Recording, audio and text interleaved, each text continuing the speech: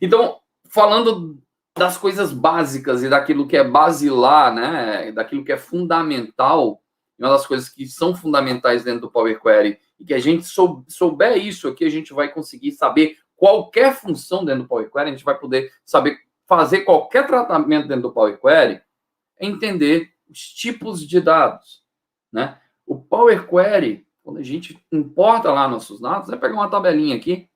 Quando a gente tem aqui uma tabelinha como essa, o que a gente tem aqui? A gente tem dados, né? Em cada coluna dessas tabelas, a gente tem dados. E esses dados, eles têm tipos, né? Quando eu quero fazer uma transformação com um tipo de dado desse, eu preciso usar uma função que trabalhe com esse tipo de dado. Então, por exemplo, vamos lá conhecer basicamente nossos tipos de dados, né? Tipos de dados que a gente tem aqui no Power Query. Vamos lá, vou criar aqui então uma nova consulta nula, para a gente brincar com alguns tipos de dados, para a gente conhecer. Vou até trazer esse cara aqui para outras consultas. Antes de mais nada, beleza. Primeiro tipo de dado basicão para a gente ter aqui dentro é o dado de texto, né? Então, se eu vim aqui, A, B, C, eu vou ter um dado do tipo texto, né? E olha aqui aquele ícone, né? Aquele ícone parecido com a tipagem de dado que a gente trabalha, é o tipo de dado texto. Quando a gente olha na documentação, essa documentação chama esse dado do tipo text. A gente vai botar aqui o nome, renomear para o tipo de dado da documentação. Beleza? Ok? Vou criar um outro texto aqui. Vou fazer o seguinte. Eu tenho um dado do tipo text. Se eu quero concatenar dois textos, ou se eu quero, por exemplo, fazer qualquer transformação com esse meu dado de texto, eu vou usar uma função, sempre uma função do tipo text. Todas as funções no Power Query, elas começam com o tipo de dado que eu vou trabalhar, né? Ou que eu vou trabalhar, ou para o que eu estou transformando. Depois a gente vai dar uma olhada nisso aí. Mas na maioria das transformações, elas vão utilizar o tipo de dado que eu estou trabalhando. Então, se eu quiser, por exemplo, o tamanho desse texto. Eu sei que esse texto tem 3 caracteres, né? Tem 3 caracteres. Se eu souber o tamanho, eu vou usar, como eu falei, uma função do tipo text. Então, bora lá. Vou criar aqui uma nova etapa. Nova consulta nula. E eu vou usar uma função aqui, ó. Text, ponto. Eu quero o tamanho, basta eu saber inglês. Eu sei que tamanho em inglês é length. Text.length.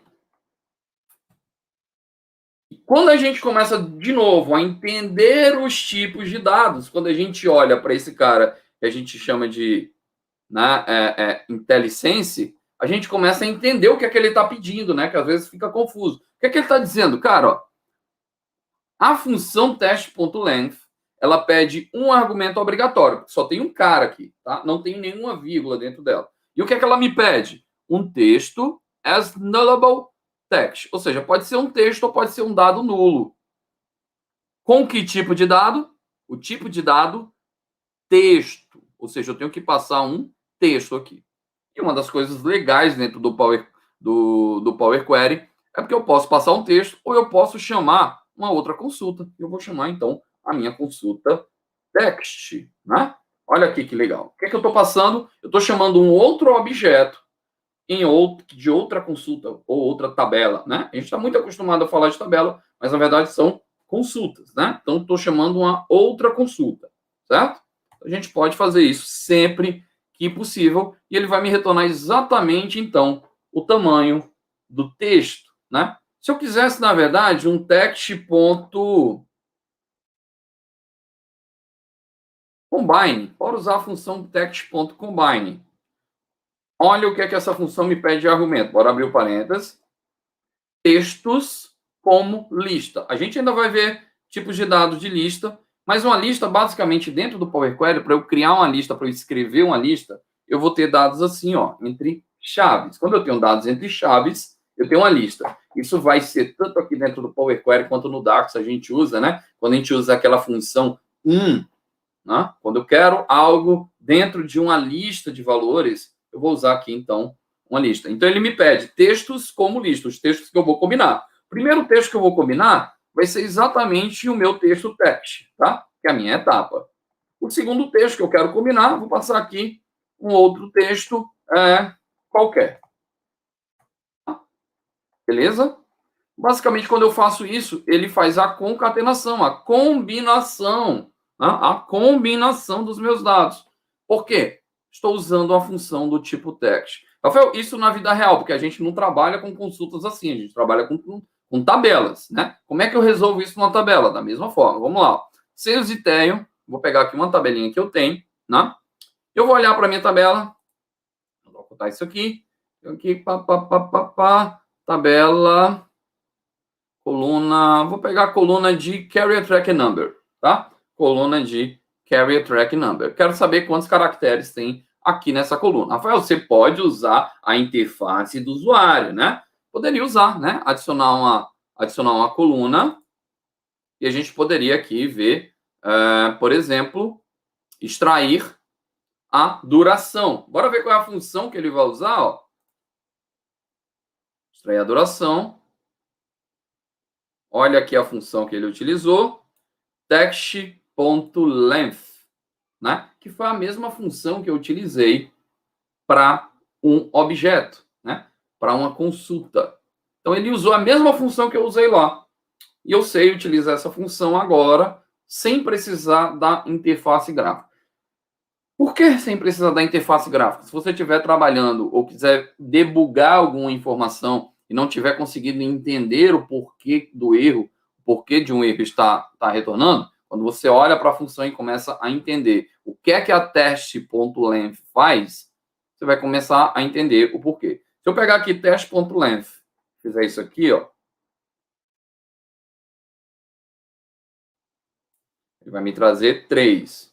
Posso pegar algum outro dado que não seja texto. E eu posso começar a brincar, por exemplo, com data e tentar encontrar o length de uma data. Ele pode me retornar um erro. E ele vai me dizer, ó, o erro é porque você está tentando extrair um dado de texto que não é texto. Geralmente os erros são bem simples de serem explicados aqui dentro do Power Query, né? Como, por exemplo, vou mostrar para vocês, vamos simular um erro usando a text.combine, tá? Vou pegar aqui a text.combine e vou passar um número aqui, 1, 2, 3. O que ele diz? Ó, olha que legal. Não conseguimos converter o valor 1, 2, 3 em tipo text. Por quê? Eu estou usando a função text.combine. O que é que a text.combine faz? Ela combina textos. 1, 2, 3 é o quê? É texto? Numérico, né? É um número. Então, esse cara, ele não vai conseguir combinar. Como é que eu poderia resolver essa brincadeira aqui? Se eu quisesse combinar de toda forma, texto, que é o meu ABC, com o meu 1, 2, 3, né? Brincadeira que vai... Não, passa entre aspas, Rafael. Show de bola. Vou passar entre aspas, né?